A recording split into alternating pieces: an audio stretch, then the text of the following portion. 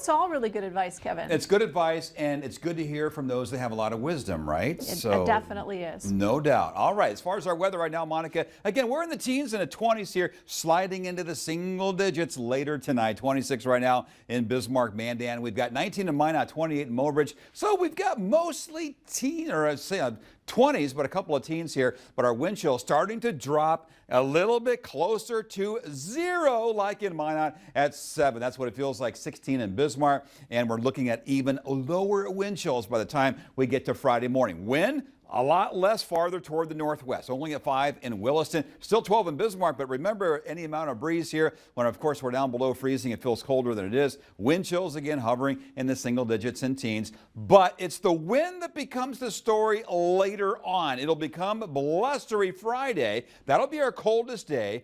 Could be the coldest morning of all of February. And then Saturday, we've got west winds, which will really increase here. And for some, we could have some gusts by, let's say, midday, around 45 miles per hour. Dickinson, here's looking at you. Southwest North Dakota might have some of the highest winds. And we are looking for the greatest amount of wind early on and then backing off by mid-afternoon, but it will be a windy day. But it's also going to be a lot warmer than it will be here for Friday morning.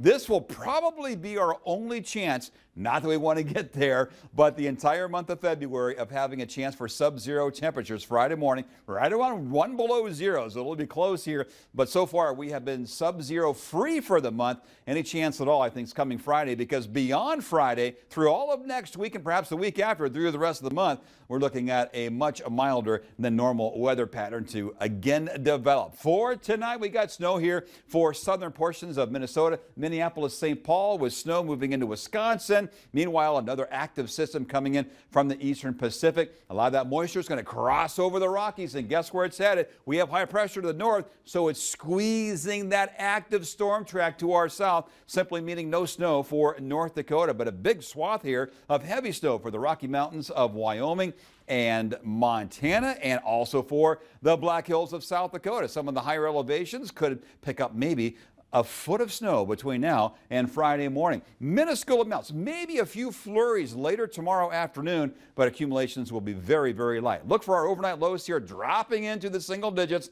for many of us. Teens here by, let's say, 9 or 10 o'clock tonight. Otherwise, tomorrow morning, 8 o'clock again, right around 8 for Garrison, Glasgow, and Williston, 12 for Bismarck, Mandan. And again, a couple of flurries will be a possibility. Little, if any, accumulation, though. Again, the air is just simply too dry. High pressure nosing in from the north, keeping most of the active weather, like in the Black Hills in southern South Dakota. 7-day forecast. Remember, here's the key. It's a return to above normal temperatures once we get beyond Friday, with that high in the teens to around 20 degrees. Again, overnight lows will be in the single digits. Some will be just below 0. I think the coldest morning of the entire month here. And then look at that. Windy weather. Pacific air moving in on Saturday. Northwest winds of 20 to 45, but in the upper 30s. And then near 40 for the foreseeable future, perhaps taking us through all of next week. So the wind is bringing in the mild? Pretty much. All right. There you go. Thanks.